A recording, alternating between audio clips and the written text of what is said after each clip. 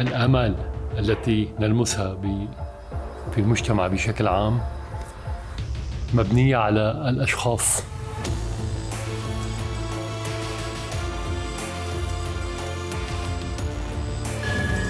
في عندنا شركة تشتغل كل شيء، كيف يعني؟ قال بجيبكم من البرغي للبرج، ممنوع تتعاقدوا مع غيرنا. قلنا له كيف الحكي؟ قال لا، هون مجبرين وإلا شو؟ Money is the game, power is the aim. City's gonna pay when they got nothing to lose. He's got nothing to lose. No, it's in too deep, soul to soul, and it wasn't cheap.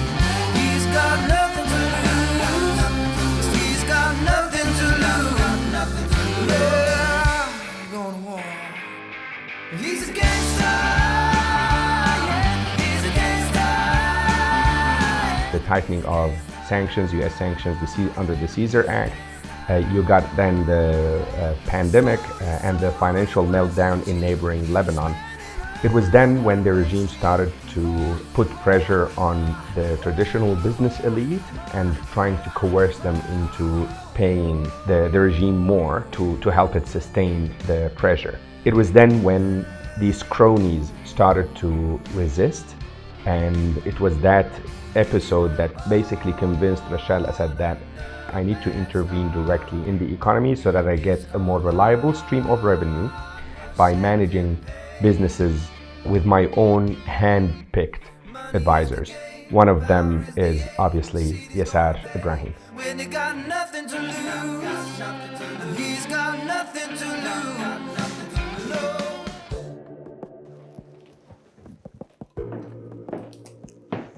Thank you so much, Dr. Haldberger, for sparing the time. Thank you. Please have a seat and welcome to the study. So I think when looking at the strategies to evade sanctions that were undertaken by Yasser Ibrahim, we can perhaps label some of the ways. But I mean, is it possible to delve slightly more deeply into Yasser Ibrahim's business empire? Was it the timeline of events that put him in the right place at the right time? I would say so, yeah. I would say so. It definitely the economic pressure added to it a lot, yeah. But also that he, over the years, he proved his loyalties and that there needed to be done something by somebody who is not yet sanctioned, yeah. Or by a new class of people who are not yet sanctioned. It's not only Yasser Ibrahim, there were many other people who came under scrutiny from other law enforcement authorities over the years, but who actually rose to power relatively late when we compare it to the implementation of the sanctions.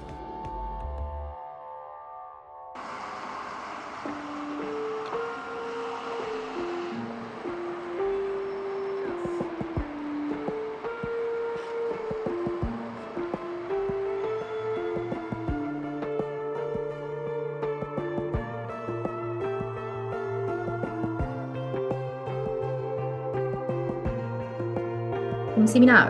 Yes. It's lovely to see you again. Yeah, likewise. Yeah, so I mean, obviously, as part of the sanctions regimes and the sanctions that have been imposed following 2011, one of the key sanctions has been asset freezes, for instance, and so placed on individuals that were part of the regime or affiliated as well. So obviously, the moment that your assets are frozen, you're going to try to move them as much as you can in order to avoid, obviously, the imposition and keep on using your financial resources. The role of middlemen is fundamental, as much for the sanctions like imposed on Syria as well as it is on Russia or any other kind of regimes. The US Treasury has actually placed a little bit of an attention and focus on the different facilitators and supporters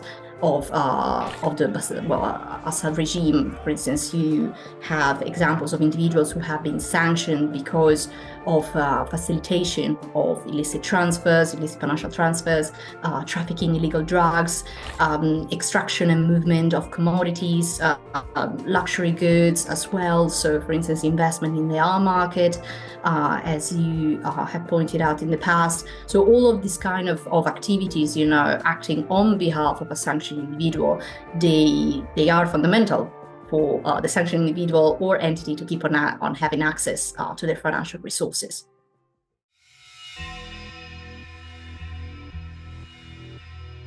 Thank you so much for sparing the time.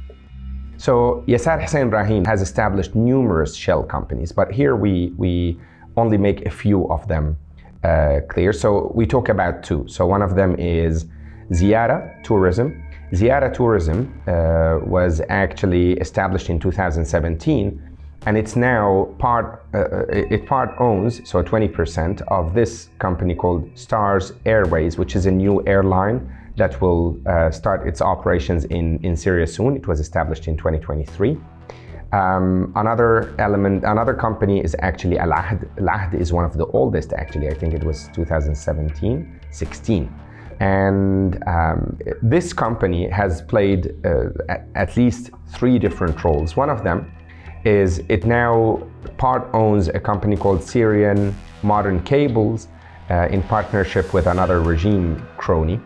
And it also part owns another company called Al-Riyada. So Al-Riyada, it's part owned by two other individuals. This guy, Muhammad Qasim al-Bazzal, he's actually considered a global terrorist by OFAC. He's one of the most prominent financiers of Hezbollah. So you can see how many functions are being served by this person, who is basically an outright employee of Bashar al-Assad. Another business front is actually Ali Najib Ibrahim, who owns 27 companies, front companies. Here we mention only a few of them. Luma is one of the companies that he co-owns, which now appears in the Damascus Stock Exchange as one of the shareholders of Syriatel, which was owned by Bashar al-Assad's cousin before they had a fallout in 2019-2020. He part owns also Thalj, which is a shareholder in Al-Aqila Takaful, another company listed in the Damascus Stock Exchange. And then I think this is also a good segue for telling you about the third function that these front companies serve. So the other two fronts that have been establishing many companies recently are Ramia Hamdan Deeb and Razan Nizar Hmera. And you see here, there's actually, they both co-own a company called Eloma, which has now become the operator of Syrian Airlines, which is a public sector entity. The other example is Infinity Skylight, which is a company that operates in the electricity sector, which has recently become actually the operator, quote unquote, of Deir Ali power plant near Damascus. It's the largest power plant in the country. And you see here, if you use the filters to the right, for example, you see the overlap between these sanctions. So for instance, you look at those sanctioned by the US, this is the subset. And then you look at those sanctioned by the EU, you see there is a degree of overlap, but not fully. Then you look at UK sanctions. So when it comes to Bashar al-Assad and Asma and Yasar, they're now all well known. But if you look at the new fronts, actually Ali Najib Ibrahim, for instance, is not sanctioned by the UK. Ramia Hamdan is not. Razan Hmera is not. By US sanctions, none of them is actually sanctioned, well, except for Yasser Ibrahim as a front. So yeah, this is one way to look at it. Another way is to actually show you this full database, but it's in Arabic. So in here, this is Yasser Ibrahim, okay? For him, we have 27 connections. If you click on them, you see multiple edges, and each of them signifies a different relationship type. So for instance, anything in red is a blood tie. So his father is Hussein, his mom is Muna Abdurrahman, His sister is Nisreen, who preceded him at the presidential palace.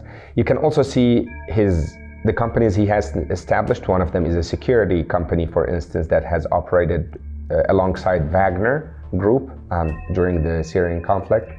You can also see the companies over time. So they started in 2016 with these companies, and then in 2017 there was a few more were established. But then you see actually following that, he hasn't been establishing and actually stopped altogether in 2020. This is when other fronts started to take over. For example, Ali Najib Ibrahim. So actually Ali Najib Ibrahim, these are his connections. You see his companies were actually established much later on. So like mostly in 2021. And then you look at his business associates, Razan Hmera and others who co-own some of these companies. Generous, for instance, is owned by 7. So if you open it, you'll see the others and so on and so forth. Is there some responsibility picked up by perhaps some renowned institutes or concerned institutes to perhaps track the hierarchy of Yasser Ibrahim's empire? Basically, this role, which should in principle be played by governments, is being left out to others to play. And that's where we come in. So as the Observatory of Political and Economic Networks, we've been mapping these complex structures for over 3 years now. And the work we've published in the past has resulted in numerous sanctions listings, be it in the EU, be it in the UK and the US. The issue, I think, especially in Syria, is an issue of enforcement. There's lack of interest in actually enforcing these sanctions which are in place. And how do you see that? You see it by companies, for example, changing their name the day after they're sanctioned, and that's it. The new company is not sanctioned and it operates under the radar. They use shell companies that own other companies, and some of them are established abroad, and none of that is actually caught in the sanctions. So, once even the Minister of Finance in Syria said evading sanctions has become a Syrian profession, basically. I had a really interesting Zoom meeting with Karam Sha'ar. He gave me a little bit of insight on Yasser Ibrahim, who was a fairly unknown figure within the regime up until he was tasked with the Martyrs office by Asma al-Assad, and he went on to building a business empire.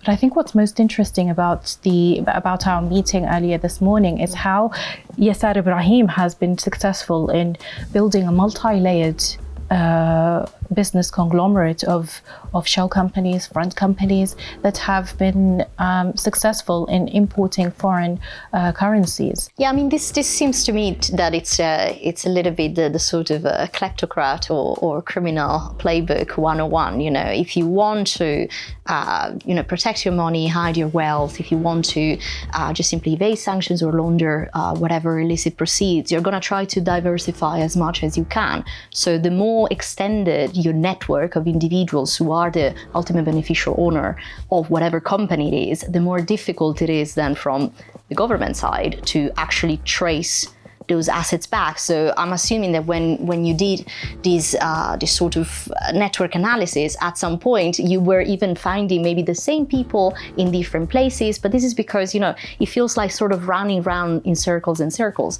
And you can find it, with Syrian officials, you can find it with Russian oligarchs, you can find it with Iranians, you can find it with, not so much with the North Koreans potentially, but you can find it with Italian mafia members.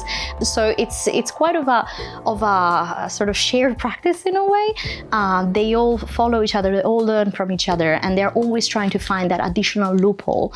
But as I said, I think that the network part is the most important part, because the more expanded it is, think about it as a sort of big tentacles. The broader it is, the further it goes, the most anonymous it becomes, the more difficult it is then for law enforcement officers to go after the money, to get the money. And if you are a very rich individual who's potentially, trying to get their money saved somewhere, you want to invest them in as many things as possible, as many, luxury items, which actually brings me to saying, are you a fan of football by any chance? Maybe. So the times. Italian in me will show you something then. Have you ever heard of this? Yes, of course.